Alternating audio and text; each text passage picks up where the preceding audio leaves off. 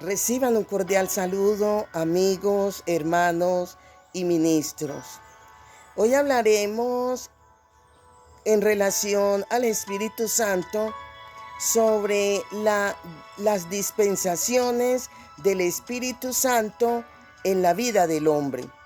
Y comienzo leyendo con ustedes en Génesis el capítulo 8, el versículo del 6 al 12, que dice: Después de 40 días, Noé abrió la ventana de la barca que había hecho y soltó un cuervo, pero el cuervo volaba de un lado para otro, esperando la tierra que estuviera seca.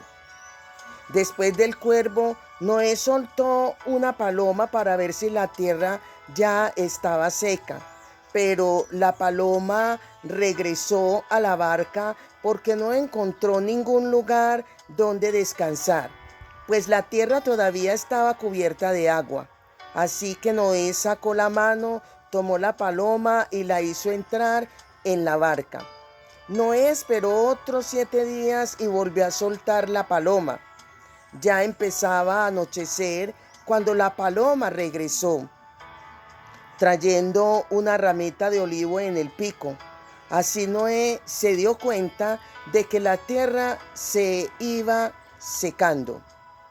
Esperó 7 días más y volvió a echar la paloma volvió a enviar la paloma, pero la paloma ya no regresó. Cuando aquí el versículo 8 nos está mostrando nos habla de la paloma, que la paloma tiene que ver con el tipo de Cristo.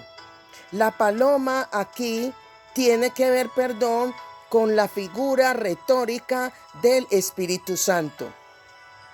En la dispensación de la gracia, tener en cuenta que cuando hablamos de la dispensación de la gracia es cuando tenemos presente el tiempo de Jesús en el Nuevo Testamento. Es la dispensación de la gracia. Aquí es donde el Espíritu Santo, la Biblia nos dice que se mueve y se movía con fuerza y poder. ¿Quién? El Espíritu Santo. ¿Sobre quién? Sobre toda carne en la tierra.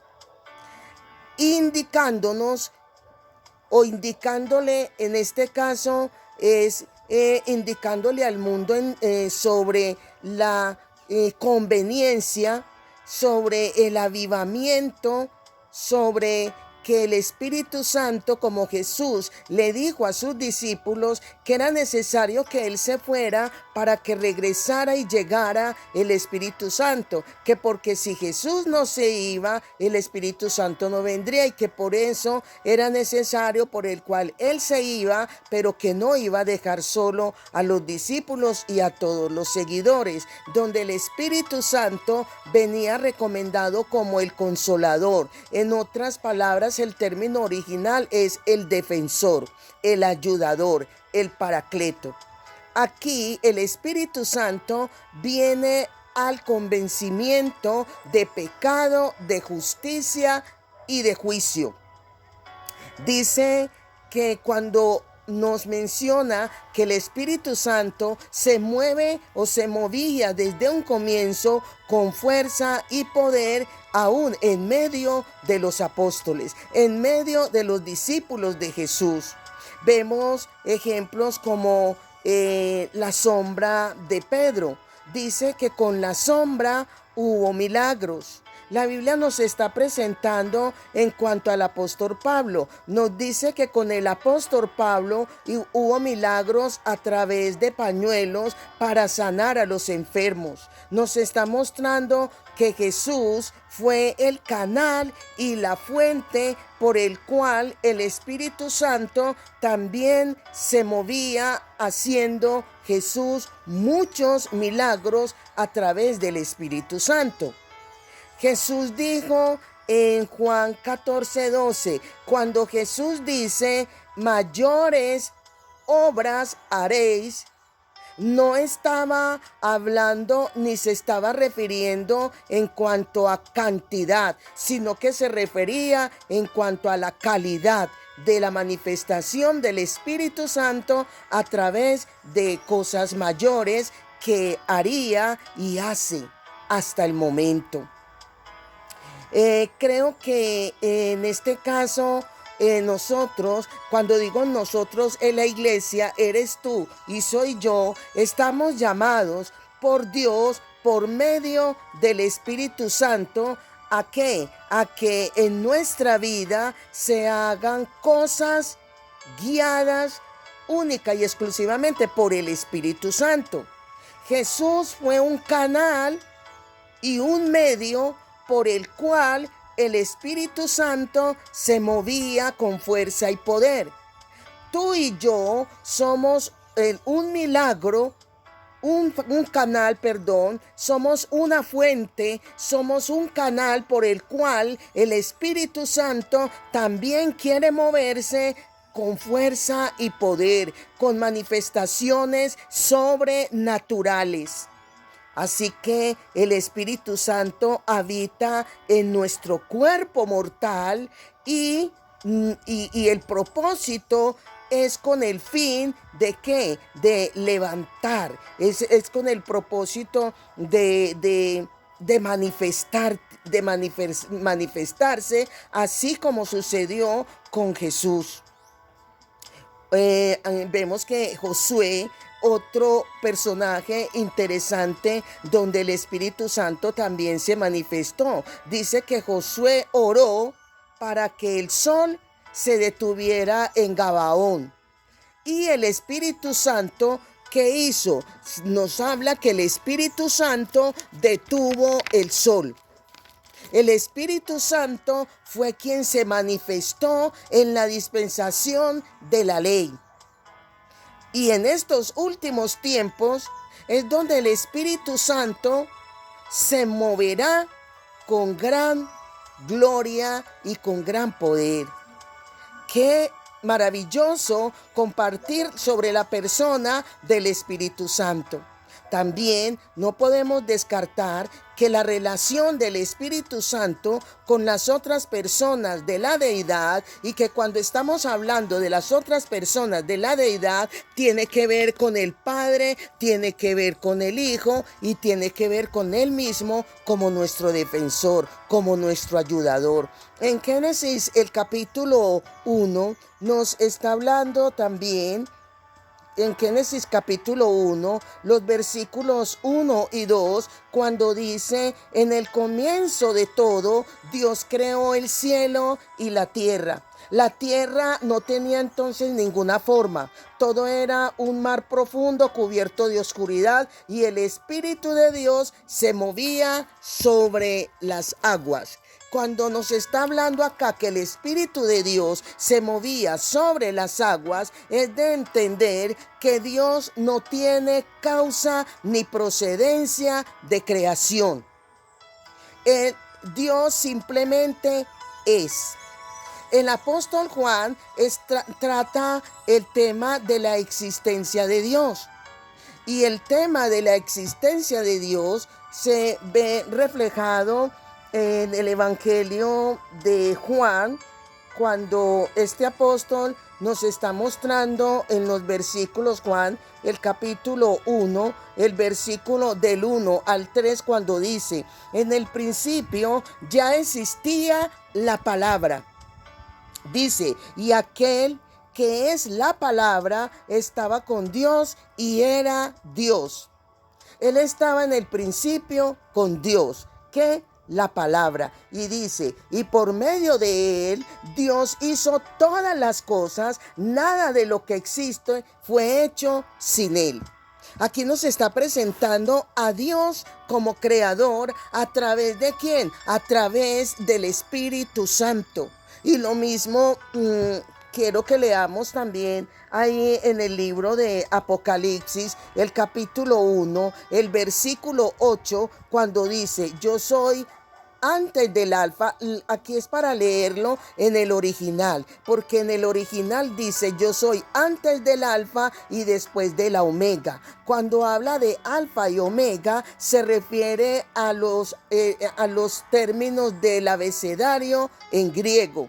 En otras palabras, lo que Jesús está diciendo con relación a Dios es que Dios es antes del alfa y después de la omega. Luego dice, Dios todopoderoso, el que era, el que es y el que ha de venir.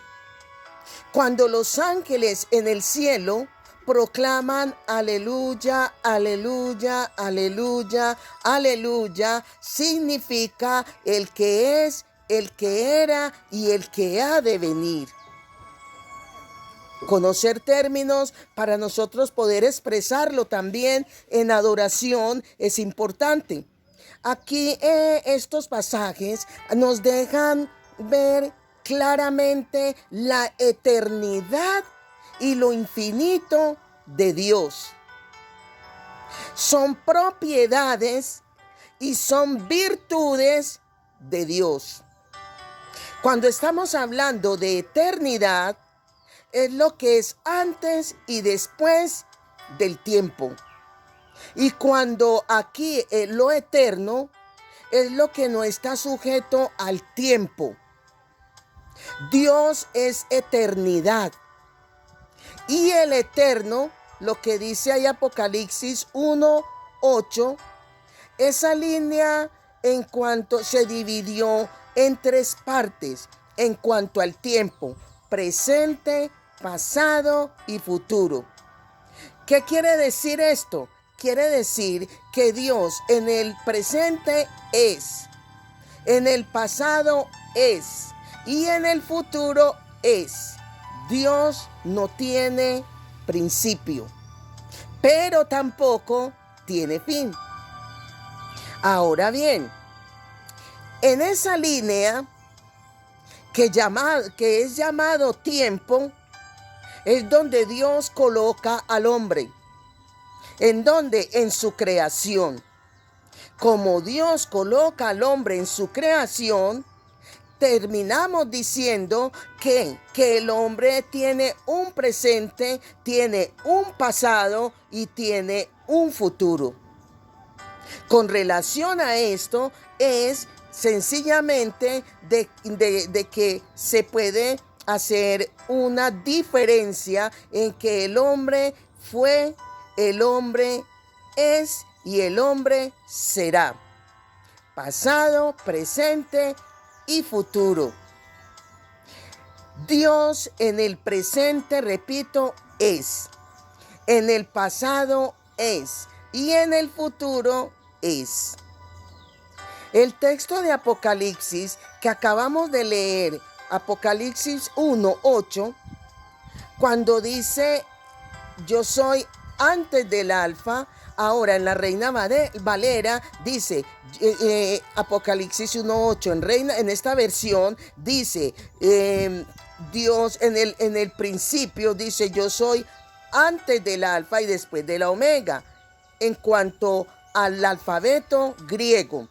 Pero aquí, o sea, la primera letra y la última letra. Pero el original nos dice que es antes de ese alfa, de la A, antes y después de la B. O sea, Dios es antes de un comienzo y después de un comienzo sigue siendo el mismo Dios. El hombre, ¿por qué es perdonado?